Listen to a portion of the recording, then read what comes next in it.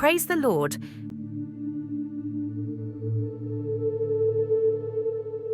மனுஷன் அப்பத்தினாலே மாத்திரம் அல்ல, தேவனுடைய வாயிலிருந்து புறப்படுகிற ஒவ்வொரு வார்த்தையினாலும் பிழைப்பான்.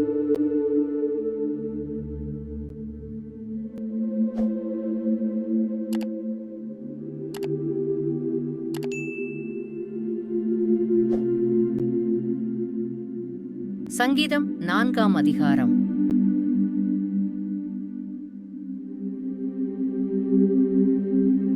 பழைய ஏற்பாட்டில் உள்ள சங்கீத புத்தகம் கவிதைகளின் தொகுப்பை கொண்டுள்ளது. இச்சங்கீதம் எமக்கு ஊக்கமளிப்பதுடன் கர்த்தர் செய்த அனைத்து அற்புதமான காரியங்களுக்காகவும் அவரை புகழ்ந்து வணங்குகிறது. பரிசுத்த பைபிளில் உள்ள பல சங்கீதங்கள் கடினமான மற்றும் சவாலான நேரங்களில் அல்லது சூழ்நிலைகளில் உதவிக்காக கர்த்தரிடம் மன்றாடப்பட்டவைகளாக காணப்படுகின்றன.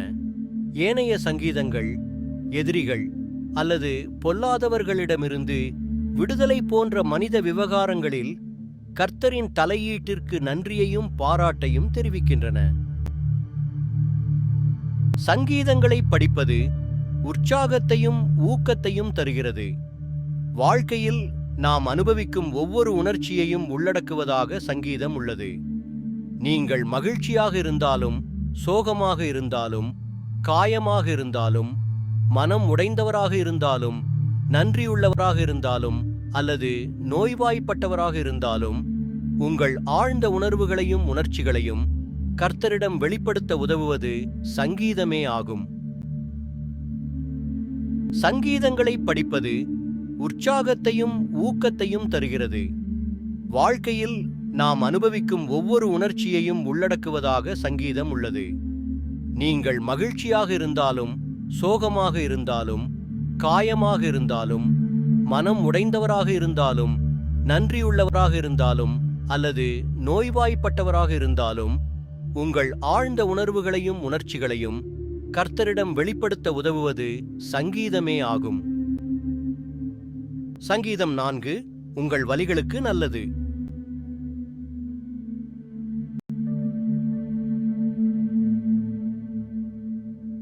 இந்த சங்கீதத்தில் தாவீது அவதூறு செய்யும் எதிரிகளுக்கு எதிராக தனது புகாரை கொட்டினார்.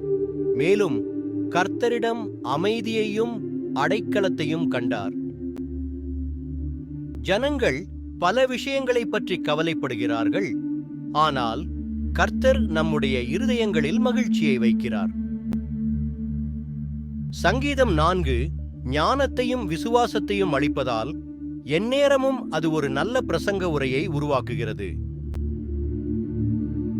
இச்சங்கீதம் சபைக்கு வெளியே, தேவாலயத்திற்கு உள்ளே அல்லது பிரசங்கிகளுக்குள்ளும் உள்ள அவிசுவாசத்தை நேர்மையாக கையாள்கிறது.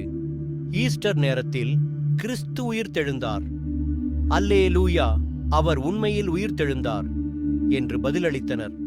ஆனால் சொல்லப்படாத பதில்களில் ஓ அப்படியா, அல்லது எனக்கு சந்தேகம், அல்லது நான் அதை நம்ப விரும்புகிறேன் என்பன அடங்கும். ஆனால் கர்த்தர் இதையெல்லாம் முன்பே கேட்டிருக்கிறார். நற்செய்தியில் ஈஸ்டர் பண்டிகையின் 3வது ஞாயிற்றுக்கிழமை பயமும் சந்தேகமும் கொண்ட சீஷர்களிடம் உங்களுக்கு அமைதி உண்டாகட்டும் என்று இயேசு கூறுகிறார். சங்கீதம் 4 கலங்கிய இதயங்களுக்கு அமைதியையும் சந்தேகப்படும் மனங்களுக்கு நம்பிக்கையையும் வழங்குகிறது. இச்சங்கீதத்தை வாசிப்போம்.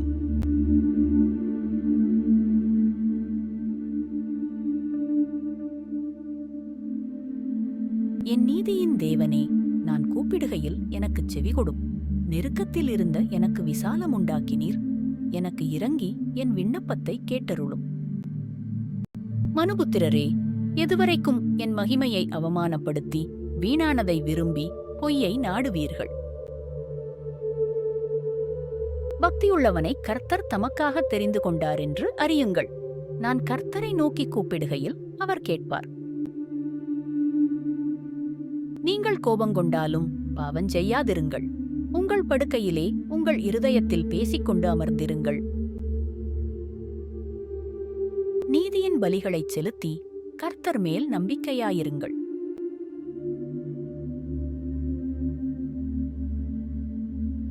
எங்களுக்கு நன்மை காண்பிப்பவன் யார் என்று சொல்லுகிறவர்கள் அநேகர்.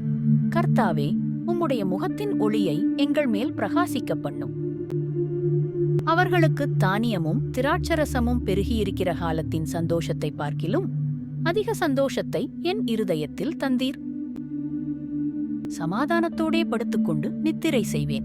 கர்த்தாவே, நீர் ஒருவரே என்னைச் சுகமாய் தங்க பண்ணுகிறீர்.